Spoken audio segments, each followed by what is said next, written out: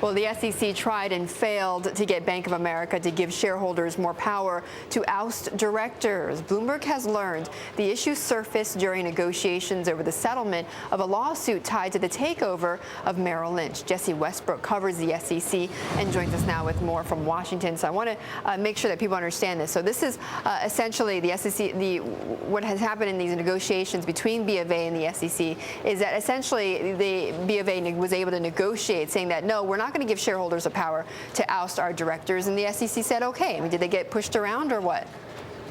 Well, I think the SEC was trying to do the pushing around, and Bank of America wouldn't cave. It's a hard argument for the SEC to say giving shareholders more power to oust directors is relevant to an enforcement case about not disclosing losses, not disclosing bonuses. This is a policy goal the SEC has been trying to push for a long time, 7 years, and they have failed for political reasons and because of corporate opposition. If you get Bank of America to do it, it puts a little wind at their sails. Bank of America wasn't going to go there. Then why get involved? Why did the SEC get involved in an issue that, like you said, doesn't have to really do with enforcement?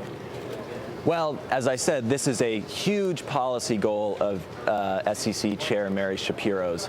Her predecessors, going back to 2003, failed to make it happen. Her immediate predecessor, Chris Cox, was labeled a anti-investor chairman of the SEC because he wouldn't make it happen. This is a real litmus test for Shapiro, making proxy access happen at the SEC. And if she's struggling a little bit, there's some headwinds she's facing. If you get Bank of America to go along, it really improves her hand. Well, how does all this, though, how does this affect the image, though, and you just alluded to this, of the SEC, with the fact that these revelations have now come out about these negotiations?